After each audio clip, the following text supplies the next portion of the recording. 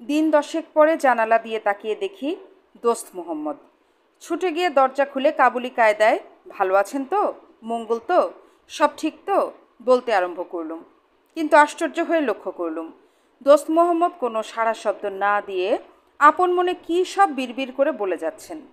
কাছে এসে কান পেতে যা শুনলুম তাতে আমার দম বন্ধ হবার উপক্রম। বলছেন, কমরত ব শিকন্দ, খুদা তোর কর সাজাদ, ব পুন্দি ব তর্কি ইত্যাদি। সরল বাংলায় তর্জমা করলে অর্থ দাঁড়ায়, তোর কোমর ভেঙে দু টুকরো হোক, খুদা তোর দু চোখ কানা করে দিন, তুই ফুলে উঠে ঢাকের মতো হয়ে যা, তারপর টুকরো টুকরো হয়ে ফেটে যা। আমি কোনো গতিতে সামলে নিয়ে বললুম, দোস্ত মোহাম্মদ কী সব আবল বকছেন। দোস্ত মোহাম্মদ আমাকে আলিঙ্গন করে দু গালে দুটো বমশেল চুমো লাগালেন। বললেন, আমি কখনো আবল তাবল বকি নে। আমি বললুম, তবে এইসব কি? বললেন, এসব তোর বালাই কাটাবার জন্য। লক্ষ্য করিসনি এদেশে বাচ্চাদের সাজিয়ে গুছিয়ে কপালের একপাশে খানিকটা ভুসো মাখিয়ে দেয়। তোর কপালে তো আর ভুসো মাখাতে পারি নে, তাই কথা দিয়ে সেরে নিলুম। যাকে এত গালাগাল দিচ্ছি জম তাকে নেবে কেন? পরমায়ু বেড়ে যাবে, বুঝলি? লক্ষ্য করলুম গেলোবার দোস্ত মুহাম্মদ আমাকে তুমি বলে সম্বোধন করেছিলেন, এবারে সেটা তুই এসে দাঁড়িয়েছে। ফার্সি ভাষায় আপনি, তুমি, তুই তিন বাক্য নেই, আছে শুধু সোমা আর তো। কিন্তু ওই তো দিয়ে তুমি, তুই, দুই বোঝানো যায়। যেরকম ইংরেজিতে যখন বলি ড্যাম ইউ, তখন তার অর্থ আপনি চুলোয় যান নয়, তার অর্থ তুই চুলোয় যান। খাঁটি পাঠান আবার সোমা কথাটাও ব্যবহার করে না, ইংরেজের মতো শুধু ওই এক ইউই জানে। বেদুইনের আরবিতেও মাত্র এক আন্তা, বোধহয় পাঠান, ইংরেজ, বেদুইনের ডেমোক্রেসি তার সম্বোধনের সমতায় প্রকাশ পেয়েছে। দোস্ত মোহাম্মদ স্মরণ করিয়ে দিলেন প্যারিস ফেরতা সৈফুল আলমের ছোট ভাইয়ের বিয়ের নেমন্তন্ন। সৈফুল আলম তাকে পাঠিয়েছেন আমাকে নিয়ে যেতে, গাড়ি তৈরি। সিগারেট দিয়ে বললুম, খান। বললেন, না। আব্দুর রহমানকে বলো তামাক দিতে। আমি বললুম, আব্দুর রহমানকে চেনেন তাহলে? বললেন, তোমাকে কে চেনে বাপু, তুমি তো দুদিনের চিড়িয়া। আমাকে কে চেনে বাপু, আমিও 3 দিনের পাখি। যে পাহাড় থেকে নেমে এসেছি সে পাহাড়ের গর্ভে আবার ঢুকে যাব আগা আহমেদের টাকাটা মেরে। আমি কে? মক্তবে আমানিয়ার অধ্যাপক অবশ্য বটি, কিন্তু কটা লোক জানে? অথচ বাজারে গিয়ে পুছো, দেখবে সবাই জানে আমি হচ্ছি সেই মূর্খ যার কাঁধে বন্দুক রেখে আগা আহমদ শিকার করে, অর্থাৎ আগা আহমেদের মনিব। তুমি কে? যার কাঁধে আব্দুর রহমান বন্দুক রেখেছে, শিকার করে কি না পরে দেখা যাবে, চাকর দিয়ে মনিব চিনতে হয়। আমি বললুম, বেশক বেশক। তারপরে বাংলায় বললুম, গোঁপের আমি, গোঁপের তুমি, তাই দিয়ে যায় চেনা। বললেন, বুঝিয়ে বলো। তর্জমা শুনে দোস্ত মোহাম্মদ আনন্দে আত্মহারা, শুধু বললেন, আফরিন আফরিন, সাবাস সাবাস, উমদা কবিতা, জরির কলম। তারপর মুখে মুখে শেষ লাইনের একটা অনুবাদও করে ফেললেন, মানে বুরত তা নেবুরত বুরত শনাক্তদার। তারপর বললেন, আমি আরবি, ফার্সি আর তুর্কি নিয়ে কিছু কিছু নাড়াচাড়া করেছি, কিন্তু ভালো রসিকতা কোথাও বিশেষ দেখিনি। পদ্মে তো প্রায় নেই। বাংলায় বুঝি এরকম অনেক মাল আছে? আমি বললুম, না, মাত্র 2খানা কি 2.5খানা বই। দোস্ত মোহাম্মদ নিরাশ হয়ে বললেন, তাহলে আর বাংলা শিখে কি হবে? পেশোয়ারের আহমদ আলী আর কাবুলের দোস্ত মোহাম্মদে একটা মিল দেখতে পেলুম। দুজনেই অল্প রসিকতায় মুগ্ধ হন। তফাতের মধ্যে এটুকুই যে আহমদ আলীর জীবনের ধারা বয়ে চলেছে আর 5 জনের মতো, আর দোস্ত মোহাম্মদের জীবন যেন নির্ঝরের স্বপ্নভঙ্গ। এক পাথর থেকে আরেক পাথরে লাফ দিয়ে দিয়ে এগিয়ে চলেছে, মাঝখানে রসিকতার সূর্যকিরণ পড়লেই রামধনুর রং মেখে নিচ্ছে। 2-1বার মামুলি দুঃখ কষ্টের কথা বলতে গিয়ে দেখলাম সেসব কথা তার কানেই যেন পৌঁছচ্ছে না। বিলাস ব্যসনেও শখ নেই। তিনি যেন সমস্তক্ষণ বোম্বাগড়ের সন্ধানে, যেখানে রাজার পিসি পাউরুটিতেই পেরেক ঠোকেন, যেখানে পণ্ডিতেরা টাকের উপরে ডাকের টিকিট কাটেন। তাই যখন আমরা বিয়ের মজলিসে গিয়ে কাবুল শহরের গণ্যমান্য ব্যক্তিদের মাঝখানে আসন পেলুম, তখন দোস্ত মোহাম্মদের জন্য দুঃখ হলো। খানিকক্ষণ পরে দেখি তিনি চোখ বন্ধ করে বিড়বিড় করে কি যেন আপন মনে বলে যাচ্ছেন। তার দিকে একটু ঝুঁকতেই তিনি বললেন, ফয়েজ মোহাম্মদের গুণে শিক্ষামন্ত্রীর নাম, না শিক্ষামন্ত্রীর পদের জোরে ফয়েজ মোহাম্মদের নাম? মোহাম্মদ তরজির গুণে বিদেশি সচিবের নাম, না বিদেশি সচিবের পদের জোরে মোহাম্মদ তরজির নাম? বাঙালি কবি লাখ কথার এক কথা বলেছেন, গোঁপের আমি, গোঁপের তুমি, গোঁপ দিয়ে তাই চেনা। আমি বললুম, চুপ, মন্ত্রীরা সব আপনার দিকে তাকিয়ে আছেন, শুনতে পেলে আপনাকে জ্যান্ত পুঁতে ফেলবেন। বললেন, হ্যাঁ তা বটে, বিশেষ করে ওই ফয়েজটা। আমি জিজ্ঞেস করলুম, ফয়েজ মোহাম্মদ খান মিনিস্টার অফ পাবলিক ইনস্ট্রাকশন? উত্তর দিলেন, না, মিনিস্টার অফ পাবলিক ডিস্ট্রাকশন। কত ছেলের মগজ ডিস্ট্রয় করেছে, আমাকে মারবে তার নতুন কি? আমি ভয় পেয়ে চুপ চুপ বলে উজির সাহেবদের জ্ঞান গর্ব কথায় কান দেবার চেষ্টা করলুম। দোস্ত মোহাম্মদকে দোষ দেওয়া অন্যায়, অনেক ভেবেও কুল কিনারা পাওয়া যায় না যে এরা সব কোন গুণে মন্ত্রী হয়েছেন।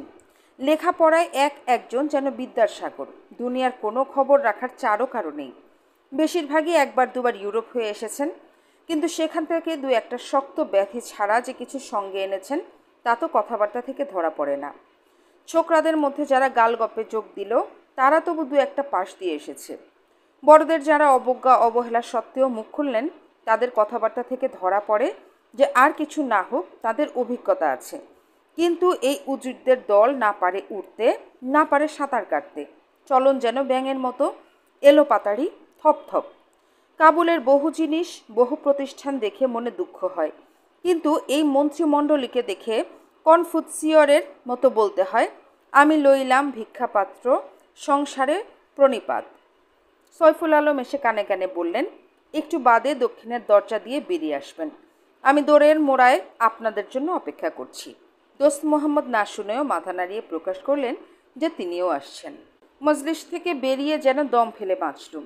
দোস্ত মোহাম্মদ বললেন, তাবগুলোয়েম রশিদ, গলা পর্যন্ত পৌঁছে গিয়েছে, গড়গড়া সুদম, আমার ফাঁসি হয়ে গিয়েছে। সত্যিকারের বিয়ের মজলিসে তখন প্রবেশ পেলুম। সেখানে দেখি জনবিশেক ছোকরা, কেউ বসে, কেউ শুয়ে, কেউ গড়াগড়ি দিয়ে আড্ডা জমাচ্ছে। একজন গামছা দিয়ে গ্রামোফোনটার মুখ গুজে সাউন্ড বক্সের পাশে কান পেতে গান শুনছে। জন তিনেক তাস খেলছে। বিদগ্ধ মোল্লা মীর আসলাম এক কোণে কি একখানা বই পড়ছেন, আরেক কোণে এক বুড়ো দেয়ালে হেলান দিয়ে চোখ বন্ধ করে বসে আছেন অথবা ঘুমাচ্ছেন। মাথায় প্রকাণ্ড সাদা পাগড়ি, বরফের মতো সাদা দাড়ি আর কালো মিশমিশে জোব্বা, শান্ত মুখচ্ছবি, এক পাশে ছোট একখানা সেতার। সব ছেলে ছোকরার পাল ওই মীর আসলাম আর সেতারওয়ালা বৃদ্ধ ছাড়া। মজলিসে আসবাবপত্র বলতে কিছুই নেই, শুধু দামি গালছে আর রঙিন তাকিয়া। কেউ কেউ বফর মাইদ, আসতে আজ্ঞা হোক বলে অভ্যর্থনা করলেন। আমি দোস্ত মোহাম্মদকে জিজ্ঞেস করলুম, এইখানে সোজা এলেই তো হতো। তিনি বললেন, সেটি হবার জো নেই, আসল মজলিসে বসে নাভিশ্বাস না হওয়া পর্যন্ত এখানে প্রমোশন নদারদ। তা তুমি তো বাপু বেশ চাঁদপনা মুখ করে বসেছিলে। তোমাকে সেখানে উসখুস না করে বসে থাকতে দেখে আমার মনে তোমার ভবিষ্যতের সম্বন্ধে বড় ভয় জেগেছে। এদেশে উজির হবার আসল গুণ তোমার আছে, to sit among boards without being bored. কিন্তু খবরদার, সাবধানে পা ফেলে চলো দাদা, নইলে রক্ষে নেই। দেখবে একদিন বলা নেই কোয়া নেই ক্যাঁক করে ধরে নিয়ে উজির বানিয়ে দিয়েছে। সাইফুল আলম আমাকে আদর করে বসালেন। তরুণদের আড্ডা যে উজিরদের মজলিসের সে অনেক বেশি মনোরঞ্জক তা নয়, তবে এখানে লৌকিকতার তর্জনী নেই বলে যা খুশি করার অনুমতি আছে। এরা নির্ভয়ে পলিটিক্স পর্যন্ত আলোচনা করে এবং যৌবনের প্রধান ধর্ম সম্বন্ধে কথা বলতে গেলে কারো মুখে আর কোনো লাগাম থাকে না। কথাবার্তায় ভারতীয় তরুণদের সঙ্গে এদের আসল তফাৎ এই যে এদের জীবনে নৈরাশ্যের কোনো চিহ্ন নেই। বর্তমান থেকে পালিয়ে গিয়ে অতীতে আশ্রয় তো এরা খোঁজেই না। ভবিষ্যৎ সম্বন্ধে যা আশা ভরসা তা স্বপ্ন গড়া পরিস্থান নয়। শরীরের ক্লেশ সম্পর্কে অচেতন এরকম জোয়ান আমি আর কোথাও দেখিনি। এদেরই একজন আর বসন্তে কি করে ট্রান্সফার হয়ে বদকশান থেকে হিন্দুকুশ পার হয়ে কাবুল এসেছিল তার বর্ণনা দিচ্ছিল। সমস্ত দিন হেঁটে মাত্র 3 মাইল রাস্তা এগোতে পেরেছিল, কারণ একই নদীকে 6 বার পার হতে হয়েছিল, কিছুটা সাঁতরে, কিছুটা পাথর আঁকড়ে ধরে ধরে। দুটো খচ্চর ভেসে গেল জলের তোড়ে, সঙ্গে নিয়ে গেল খাবার দাবার, সব কিছু। দলের 7 জনের মধ্যে 2 জন অনাহারে মারা যান। এসব বর্ণনায় আমি যে জীবনের প্রথম শুনলুম তা নয়, কিন্তু এর বর্ণনাতে কোনো রোমান্স মাখানো ছিল না, পর্যটকদের গতানুগতিক দম্ভ ছিল না, আর আফগান সরকারের নিরর্থক অসময় ট্রান্সফার করার বাতিকের বিরুদ্ধে কণামাত্র নালিশ ফরিয়াদ ছিল না। ভাবখানা অনেকটা, ছাতা ছিল না তাই বৃষ্টি ভিজে বাড়ি ফিরলুম। কাল আবার বেরোতে পারি দরকার হলে, ছাতা যে সঙ্গে নেবই সেরকম কথাও দিচ্ছি না, অর্থাৎ আগামী বসন্তে যদি তাকে ফের বদকশান যেতে হয় তবে সে আপত্তি জানাবে না। অথচ যখন বার্লিনে পড়াশোনা করত তখন 3 বছর ধরে মাসে 400 মার্ক খরচা করে আরামে দিন কাটিয়েছে। অনেক রাতে খাবারের ডাক পড়ল। গরম বাংলাদেশে যখন বিয়ের রান্না ঠান্ডা হয়, তখন ঠান্ডা কাবুলে যে বেশিরভাগ জিনিসই হিম হবে, তাতে আর আশ্চর্য কী। মীর আসলম তাই খানিকটা মাংস এগিয়ে দিয়ে বললেন, কিঞ্চিৎ শূল্যপক্ষ অজমাংস ভক্ষণ করো, অভ্যন্তরিক উষ্মার জন্য ইহা প্রশস্ততম। তারপর দোস্ত মোহাম্মদকে জিজ্ঞেস করলেন, কোনো জিনিসের অপ্রাচুর্য হয় নাই তো? দোস্ত মোহাম্মদ বললেন, তা গুলোয়েম রশিদ, গলা পর্যন্ত পৌঁছে গিয়েছে, গড়গড়া সুদম, আমার ফাঁসি হয়ে গিয়েছে। কোনো জিনিসে আকণ্ঠ নিমজ্জিত হওয়ার এই হলো ফার্সি সংস্করণ। আফগান বিয়ের ভোজে যে বিস্তর লোক প্রচুর পরিমাণে খাবে, সেই কথা কাবুলে না এসেও বলা যায়। কিন্তু তার চেয়েও বড় তত্ত্ব কথা এই যে যত খাবে তার চেয়ে বেশি ফেলবে। বাংলাদেশের এই সুসভ্য বর্বরতার সন্ধান আফগানরা এখনও পায়নি। খাওয়া দাওয়ার পর গালগপ্প জমল ভালো করে। শুধু দোস্ত মোহাম্মদ কাউকে কিছু না বলে 3টা কুশনে মাথা দিয়ে দেয়ালের দিকে মুখ ফিরিয়ে ঘুমিয়ে পড়লেন।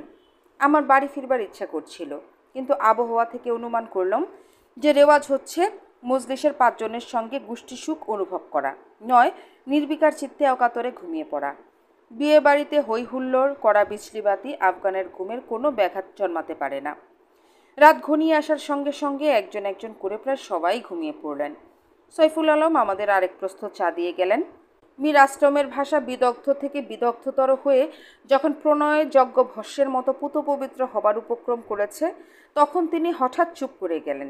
চেয়ে দেখি সে বৃদ্ধ সেতারখানা কোলে তুলে নিয়েছেন। মীর আসলম আমাকে কানে কানে বললেন, তোমার অদৃষ্ট অদ্য রজনীর 3য় জামে সুপ্রসন্ন হইল। সমস্ত সন্ধ্যা বৃদ্ধ কারো সঙ্গে একটি কথাও বলেননি। পিড়িং করে প্রথম আওয়াজ বেরোতে মনে হলো, এর কিন্তু বলবার মতো অনেক কিছু আছে। প্রথম মৃদু টঙ্কারের সঙ্গে সঙ্গেই দোস্ত মোহাম্মদও সোজা হয়ে উঠে বসলেন, যেন এতক্ষণ তারই অপেক্ষায় শুয়ে শুয়ে প্রহর গুনছিলেন। সেতারের আওয়াজ মিলিয়ে যাবার পূর্বেই বুড়োর গলা থেকে গুঞ্জরণ ধ্বনি বেরুলো। কিন্তু ভুল বললুম, গলা থেকে নয়, বুক, কলিজা, তার প্রায় প্রতি লুমকূপ ছিন্ন করে যেন সেই শব্দ বেরুলো। সেতার বাঁধা হয়েছিল কোন সন্ধ্যায় জানিনি, কিন্তু তার গলার আওয়াজ শুনে মনে হলো এর সর্বশরীর যেন আর কোনো ওস্তাদের ওস্তাদ বহুকাল ধরে বেঁধে বেঁধে আজ জামিনের শেষ জামে এই প্রথম পরিপূর্ণতায় পৌঁছালেন। ওস্তাদি বাজনা নয়, বুড়োর গলা থেকে যেন পরি হঠাৎ ডানা মেরে বেরুলো। সেতারের আওয়াজ যেন তার ছায়া হয়ে গিয়ে তারই নাচে যোগ দিল। ফার্সি গজল। বুড়োর চোখ বন্ধ, শান্ত প্রশান্ত মুখচ্ছবি, চোখের পাতাটি পর্যন্ত কাঁপছে না। ওষ্ঠ অধরের মৃদু স্ফুরণের ভেতর দিয়ে বেরিয়ে আসছে গম্ভীর নিষ্কম্প গুঞ্জরণ। বাতাসের সঙ্গে মিশে গিয়ে সে আওয়াজ যেন বন্ধনমুক্ত আতরের মতো সভাস্থল ভরে দিল। গানের কথা শুনব কি? সেতারের গলায় মিশে গিয়েছে যেন সন্ধ্যাবেলাকার নীল আকাশের সূর্যাস্তের লাল আবির, মেখে নিয়ে ঘন বেগুনি থেকে আস্তে আস্তে গোলাপির দিকে এগিয়ে চলেছে। আর 5 জনের কথা বলতে পারিনি। এরকমের অভিজ্ঞতা আমার জীবনে এই প্রথম। জন্মান্ধ যেন চোখ মিলল সূর্যাস্তের মাঝখানে। আমি তখন রঙের মাঝখানে ডুবে গিয়েছি। সমুদ্র, বেলাভূমি, তরুপল্লব কিছুই চোখে পড়ছে না। ধ্বনির ইন্দ্রজালে মোহাচ্ছন্ন করে বৃদ্ধ যেন একমাত্র আমারই কানে কানে তার গোপন মন্ত্র পড়তে লাগলেন। সবই আগার, সবই আগার, সবই আগার। যদি এক রাত্রের তরে, মাত্র এক রাত্রের তরে, একবারের তরে, আমার যেন চেঁচিয়ে জিজ্ঞেস করতে ইচ্ছে করলো, কি কি কি? এক রাত্রের তরে, একবারের তরে কি? কিন্তু বলার উপায় নেই, দরকার নেই। গুনি কি জানেন না? আজলাবে ইয়ারে বোসয়ে তালাবম, প্রিয়ার অধর থেকে একটি চুম্বন পাই। প্রথমবার বললেন অতি শান্ত কণ্ঠে, কিন্তু যেন নৈরাশ্য ভরা সুরে। তারপর নৈরাশ্য যেন কেটে যেতে থাকে। আশা নিরাশার দ্বন্দ্ব আরম্ভ হলো, সাহস বাড়তে লাগলো। সবশেষে রইল দৃঢ় আত্মবিশ্বাসের ভাষা, পাবই পাবো, নিশ্চয়ই পাবো। গুনি গাইছেন, লাভ ইয়ার, প্রিয়ার অধর। আর আমার বন্ধ চোখের সামনে কালোর মাঝখানে ফুটে ওঠে টকটকে লাল 2টি ঠোঁট। যখন শুনি বোসায়েত অ্যালবাম, যদি একটি চুম্বন পাই, তখন চোখের সামনে থেকে সব কিছু মুছে যায়। বুকের মাঝখানে যেন তখন শুনতে পাই সেই আশা নিরাশার দ্বন্দ্ব আতুর হিয়ার আকুলি বিকুলি, আত্মবিশ্বাসের দৃঢ় প্রত্যয়। হুঙ্কার দিয়ে গেয়ে ওঠেন, জোয়ান সম, তাহলে আমি জোয়ান হব। একটি মাত্র চুম্বন পেলে যৌবন শক্তি ফিরে পাব। সভাস্থল যেন তাণ্ডব নৃত্যে ভরে উঠল। দেখি শঙ্কর যেন তপস্যা শেষে পার্বতীকে নিয়ে উন্মত্ত নৃত্যে মেতে উঠেছেন। হুঙ্কারের পর হুঙ্কার, জোয়ান সওয়াম, জোয়ান সওয়াম। কোথায় বৃদ্ধ সেতারের ওস্তাদ? দেখি সে জোয়ান মঙ্গল লাফ দিয়ে 3 হাত উপরে উঠে শূন্যে 2 পা দিয়ে ঘন ঘন ঢেড়া কাটছে, আর 2 হাত মিলে বুক চেতিয়ে মাথা পিছনে ছুঁড়ে কালো বাবরি চুলের আবর্তের ঘূর্ণি লাগিয়েছে। দেখি তাজমহলের দরজা দিয়ে বেরিয়ে এলেন শাহজাহান আর মমতাজ, হাত ধরাধরি করে। নবীন প্রাণ, নতুন যৌবন ফিরে পেয়েছেন। শতাব্দীর বিচ্ছেদ শেষ হয়েছে। শুনি সঙ্গীত তরঙ্গের কলকল্লোল জাহ্নবী। সাগররাজের সহস্র সন্তান নবীন প্রাণ, নবীন যৌবন ফিরে পেয়ে উল্লাসধ্বনি করে উঠেছে। কিন্তু গুণী যৌবন পেয়েছে, প্রিয়ার প্রসাদ পেয়েছে, চূড়ান্তে পৌঁছে গিয়েছে। অথচ কবিতার পথ যে এখনও অগ্রগামী। সবে আগার আজলাবে ইয়ার বসুবেত অ্যালবাম জোয়াম সম। আজ এই নিশীথে প্রিয়ার অধর রাতে যদি চুম্বন পাই, জোয়ান হইব। তারপর তারপর কি শুনি? অবিচল দৃঢ় কণ্ঠে অদ্ভুত শপথ গ্রহণ, জসরে জিন্দিগি দুবার আকনম। এ জীবন তাহলে আবার দোহরাতে 2 বার করতে রাজি আছি। একটি চুম্বন দাও, তাহলে আবার সেই অসীম বিরহের তপ্ত দীর্ঘ অন্তবিহীন পথ ক্ষত বিক্ষত রক্তসিক্ত পদে অতিক্রম করার শক্তি পাব। আসুক না আবার সেই দীর্ঘ বিচ্ছেদ, তোমার অবহেলার কঠোর কঠিন দাহ। আমি প্রস্তুত, আমি শপথ করছি। জসরে জিন্দেগি 2 বার আকানম, গোড়া হতে তবে এই জীবনের দোহরাই। আমি মনে মনে মাথা নিচু করে বললুম, ক্ষমা করো গুণী, ক্ষমা করো কবি। শিখরে পৌঁছে উদ্ধত প্রশ্ন করেছিলাম, পদ এখনও অগ্রগামী, যাব কোথায়? তুমি যে আমাকে হঠাৎ সেখান থেকে শূন্যে তুলে নিতে পারো, তোমার গানের পরি যে আমাকেও নীলাম্বরের মর্ম মাঝে উধাও করে নিয়ে যেতে পারে, তা কল্পনাও করতে পারিনি। বারে বারে ঘুরে ফিরে গুণীর আকুতি, সবে আগার যদি 1 রাতের তরে, আবার সেই দৃঢ় শপথ, জিন্দেগি 2 বার আকুনম, এ জীবন দোহরাই। গানের বাদ বাকি এই 2 বাক্যই বারে বারে সম্পূর্ণ রূপ নিয়ে স্বপ্রকাশ হচ্ছে। কখনো শুনি সবে আগার, কখনো শুধু 2 বার আকুনম, সবে আগার 2 বার আকুনম। পশ্চিমের সূর্য ডুবে যাওয়ার পরেও পূবের আকাশ অনেকক্ষণ ধরে লাল রং ছড়িয়ে যায় না। কখন গান বন্ধ হয়েছিল বলতে পারিনি। হঠাৎ ভোরের আজান কানে গেল, আল্লাহু আকবার, খোদা তালা মহান। মা ভই, ভয় নেই, ভয় নেই, তোমার সব কামনা পূর্ণ হবে। ওয়ালাল আখিরাতু খায়রুল লাকা মিনাল উলা, অতীতের চেয়ে নিশ্চয়ই ভালো হবে তো ভবিষ্যৎ। চোখ মেলে দেখি কবি নেই। মোল্লা মীর আসলাম পাথরের মতো বসে আছেন, আর দোস্ত মুহাম্মদ 2 হাত দিয়ে মুখ ঢেকে ফেলেছেন। দরজা খাঁ খাঁ করছে। ঘরে ঢুকেই থমকে দাঁড়ালুম। আসবাবপত্র সব অন্তর্ধান। কার্পেটের উপর অ্যাটাচি কেশে মাথা রেখে দোস্ত মোহাম্মদ শুয়ে আমাকে দেখিয়ে চেঁচিয়ে বললেন, বড় গুমশো, বেরিয়ে যা, পালা এখান থেকে। দোস্ত মোহাম্মদের রকমারি অভ্যর্থনা সম্ভাষণে ততদিনে আমি অভ্যস্ত হয়ে গিয়েছি। কাছে গিয়ে বললুম, জিনিসপত্রের সব কি হলো? আগা আহমদ যে ভারী ভারী টেবিল চেয়ার কোচ সোফা পর্যন্ত সরাবে, ততটা তো আজ করতে পারিনি। দোস্ত মোহাম্মদ বিড়বিড় করে বললেন, সব বেটা চোর, সব শালা চোর, কোনো বেটাকে বিশ্বাস নেই, কাবুল থেকে প্যারিস পর্যন্ত। আমি বললুম, বড় অন্যায় কথা। চুরি করলো আগা আহমদ, দোষ ছড়ালো প্যারিস পর্যন্ত। বললেন, কি মুশকিল? আগা আহমদ চুরি করলে তার পেছনে আমি রাইফেল কাঁধে করে বেরুতাম না? না বেরুলে আফ্রিদি সমাজে আমার জাত ইজ্জত থাকতো? নিয়েছে বেটা লাফো। সে আবার কে?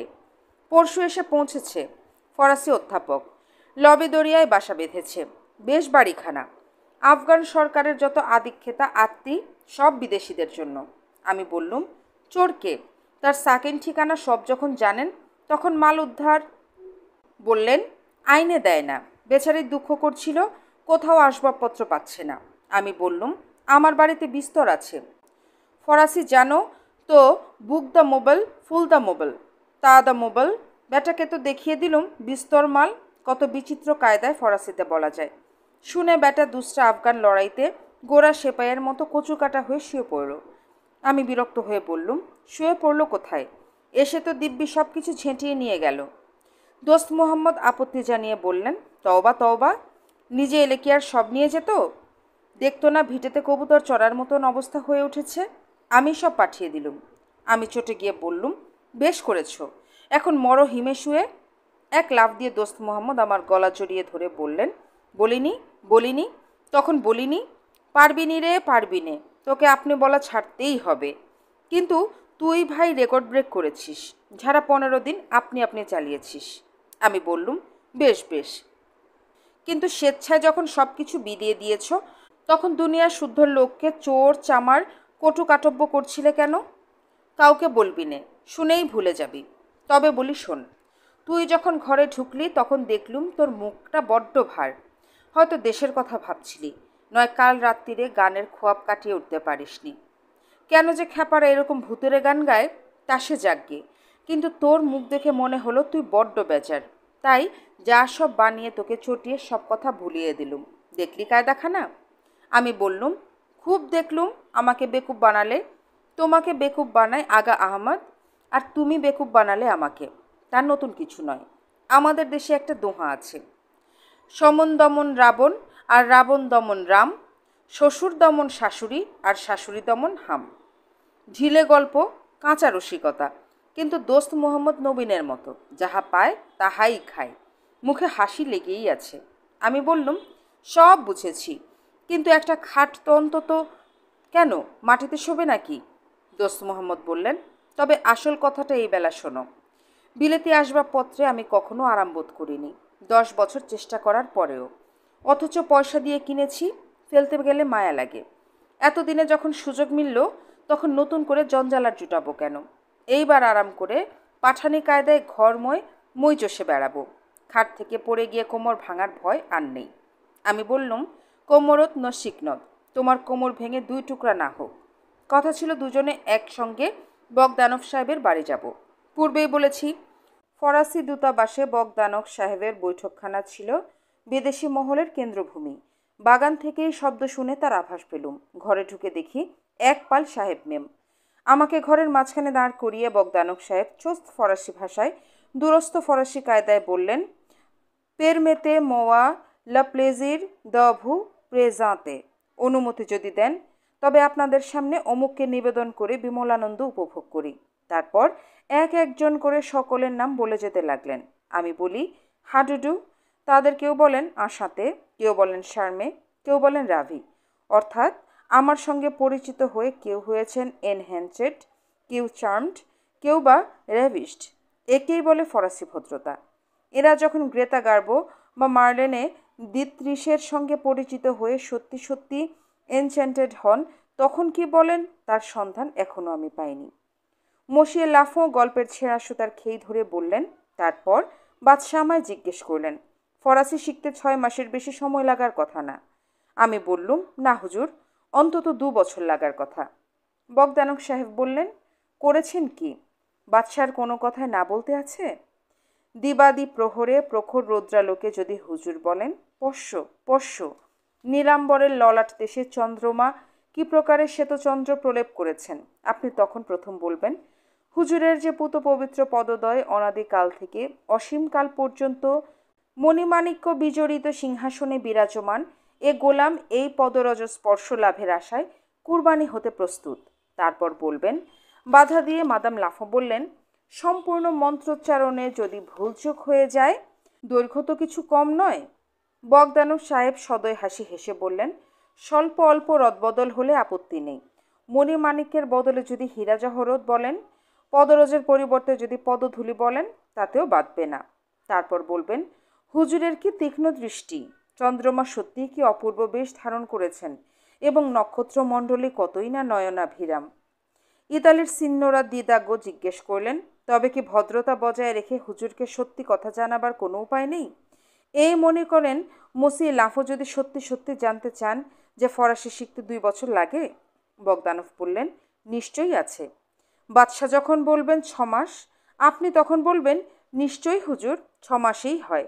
2 বছরে আরও ভালো হয়। হুজুরের এত কাণ্ডজ্ঞান আছেন। আপনার ভদ্রতা সৌজন্যের আতর তিনি শুঁকবেন, গায়ে মাখবেন, তাই বলে তো আর গিলবেন না। মসিয়ে লাফো বললেন, এসব বাড়াবাড়ি। বগদানব বললেন, নিশ্চয়ই। বাড়াবাড়িরই আরেক নাম সুপারফ্লুইটি। আর পয়েট ট্যাগর, তিনি আমাদের গুরুদেব। বলেই তিনি প্রফেসর বেনোয়া ও আমার দিকে একবার বাউ করলেন।